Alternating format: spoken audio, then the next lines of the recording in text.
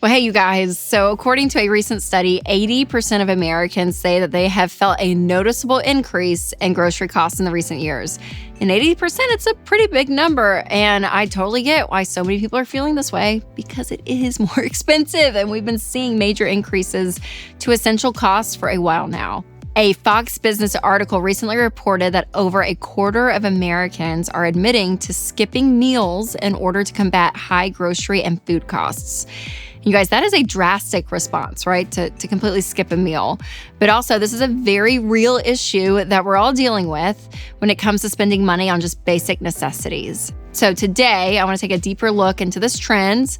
Let's look at the numbers, look at the why, and most importantly, I'm going to offer some alternative options if you are in this point of feeling this amount of pain. And before we get into some practical tips, let's first look at where this problem has led us. So 1/3 of Americans, 32% to be exact, say that they are spending more than 60% of their monthly income on essential expenses. And this is stuff like bills, rent, and groceries. Because of this, 53% of Americans find themselves in another unique predicament, saying that they earn too much money to qualify for government assistance, like food stamps or welfare, but don't have enough to afford basic necessities for themselves. And if you're someone who has noticed the shrinking middle class in the recent years, this is probably because all of this sounds very familiar. And all too often, this is how the cycle of debt starts. When real people are stuck with no margin and nothing to fall back on, they feel like they have nothing else to turn to. But that's never the actual truth. So I really do want to dive in when it looks like, hey, I am earning money. I want you to know that you have options. So next, let's talk about what this actually looks like, because the first thing I want you to do is create a budget. And I cannot stress this enough. And you hear me talk about a budget all the time, but it's just true. This is an important place to start, because this is a plan that says, hey, this is where my income's going. And it's going to actually light up some of your problem areas as well. When you start to see and look at percentages, thinking, oh my gosh, maybe we have too much house. Gosh, maybe we are going out to eat way too much. It may actually reveal some of the problems, which is a great thing, because that's going to help with the solution of where to cut back. Because again, without a budget, you have no idea where your money's going. You don't have guidelines or guardrails. So to make this process easy and effective, I really recommend downloading EveryDollar. So go to everydollar.com/Rachel, and you can create your first budget there for free. And I'm hearing now they're getting it down to like 4 minutes for your first budget. So it is amazing what can happen, though, if you have your numbers, you plug them in, and you actually can see visually where your money is going.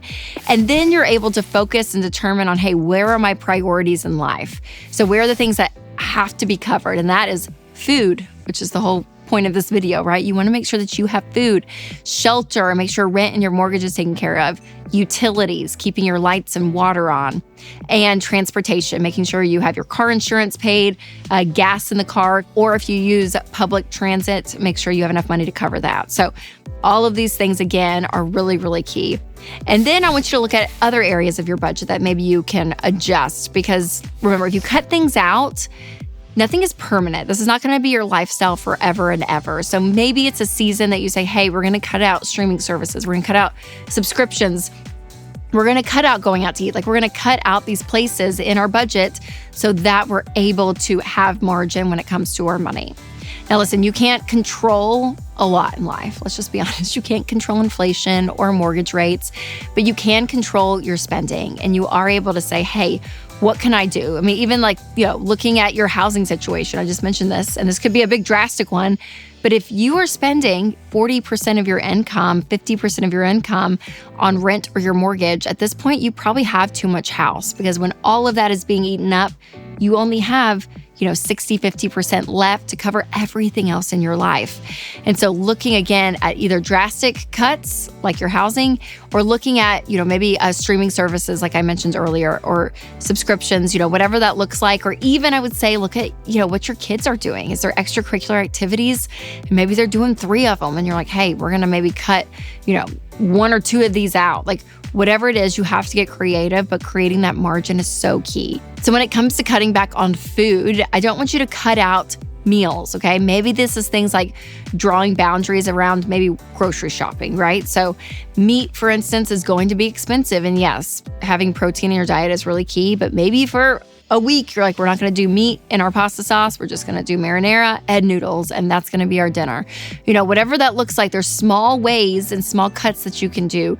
Even low-cost family meals, like planning ahead and just saying, okay, we're going to do taco night, grilled cheeses one night, soups and salads one night. We're going to do breakfast for dinner one night, like finding cheap meals. And again, your nutrition, I understand, is important. Yes and amen.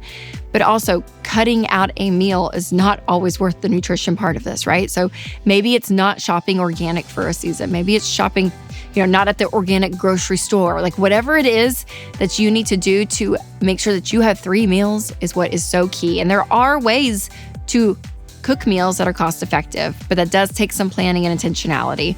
Now, there's a lot of this stuff around food that I think is really important. And if you've never used my grocery savings guide, make sure to do that. So I will leave a link to make it really easy for you to check out. Now, I have a few more tips I want to share, but first, I want to tell you about a faith-based alternative to health insurance that can make healthcare more affordable, and that's Christian Healthcare Ministries.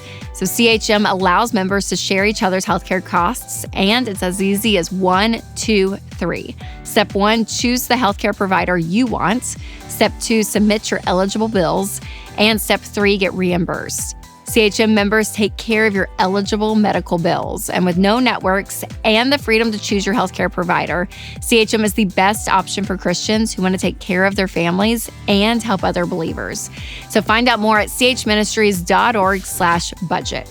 Now, the 5th thing I want you to do to get strategic is about where you shop for your groceries. So I mentioned this, maybe the organic grocery store, goes on the side for a little bit. So looking at where you shop is really, really key. And while you're shopping, ask some of the employees about daily deals going on so you can get the most bang for your buck. All right, you guys, I know this is a really challenging time. And again, I feel like inflation has just been talked about so often. And since COVID, really, I just feel like prices continue just to rise and we just feel this high cost of living. And so what I want you to do, though, is to be able to feel in control because, again, there's stuff that we can't control, but we can control our spending. And when it comes to our 4 walls and making sure things that we actually need are covered. So let me know in the comments which of these tips that you're going to try, or maybe you have another solution that's been helpful for you. Would love to hear that. And if you haven't already, be sure to check out my episode with Jade Warshaw on 10 ways that you've been grocery shopping wrong. All right, you guys, remember to take control of your money and create a life you love.